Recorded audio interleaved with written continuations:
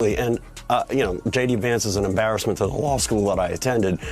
But the fact of the matter is he's telling us something that we should have already known. And last week I said it. They are not going to obey court orders. They have decided that they are going to push the boundaries on executive power by basically infringing on the Article 1 power of Congress. In today's episode of Rich Guys Being Mad Online, Donald Trump has officially lost it. And folks, not in a cute oopsie-daisy kind of way. We're talking Category 5 Twitter meltdown after George Conway, the man Trump probably has on a secret dartboard, dropped a truth bomb about J.D. Vance so brutal it could have been tried at The Hague. Trump was like, "We trusted J.D. We gave him everything. We even let him stand near the golden toilets. And this is how he repays us? Treason, betrayal, sad." Donald Trump, we know, is basically a Matryoshka doll? How do you say that? Of lies and mendacity. Basically, he'll lie, then he'll lie about lying, then he'll lie about lying about lying, and then he'll lie about lying about lying about lying. And that's what he... There's George, sipping his tea, wearing a calm smile, while verbally body-slamming Trump and Vance into next Tuesday. A true professional, a surgeon of shade. Trump be like, "George is just jealous.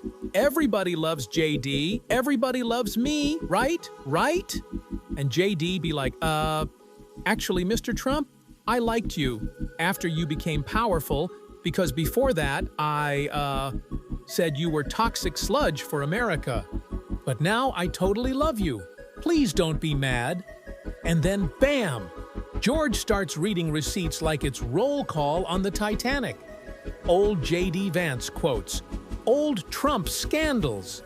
It was like Christmas morning for drama lovers. The only recourse is to go out on the streets and march. That is the only recourse. The courts have no mechanism to enforce their orders other than through the United States Marshal Service, and thus through the Department of Justice, thus through the executive branch. The reason why we obey court orders is because the executive branch complies with court orders. If the executive branch does not comply with court orders and makes a point of saying that we will not comply with court orders, the rule of law, as far as the federal government is concerned, is over. And that is something we need to start focusing on and discussing, because that's where these people will go. Imagine being J.D. Vance. You spend years talking trash about Trump. Then you flip faster than a pancake at IHOP. Then Trump barely likes you. And now George Conway is tossing your whole career into a wood chipper on national television. Legendary. There is no logical stopping point for them. And this is, the only recourse will be for people to get out and say, we want the rule of law. We want a government that obeys the law. And that's going to require people to go out on the streets, because there is no other alternative. George didn't even raise his voice. That's how you know it's lethal. Silent roast. Like a ninja, but with facts. Trump be like, "George is jealous because he's not in the cool club. I have the best friends, except when they betray me. Then they're losers. Sad." JD be like, "Maybe if I stand very still, they'll forget I'm here. Sorry, JD." When George starts talking, hiding behind the curtains isn't gonna save you. So you went to law school, the same law school as J.D. Vance. What do you think he learned there that prepped him for what happened last night? I think that what he might have gotten out of Yale Law School would be just sort of trying to be ethereal.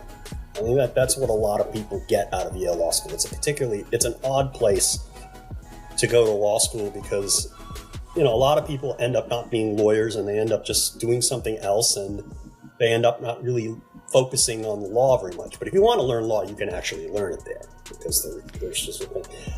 And I don't think there's enough practical advocacy training there, or maybe, again, it's been 40 years since And here's the thing. Donald doesn't care about loyalty, truth, or the country. He cares about two things: how big the crowd is and how small he can make everyone else feel to make up for his own insecurities. Ladies and gentlemen, J.D. Vance and Donald Trump, absolutely roasted, toasted, and ghosted on live TV, courtesy of George Conway, Ph.D. in Petty. Smash that like button if you love political drama hotter than a Florida parking lot. Hit subscribe for more chaos. And remember, karma's like Wi-Fi. It might be invisible, but trust me, it always connects. There was a bipartisan immigration bill that was going to try to fix some of this stuff.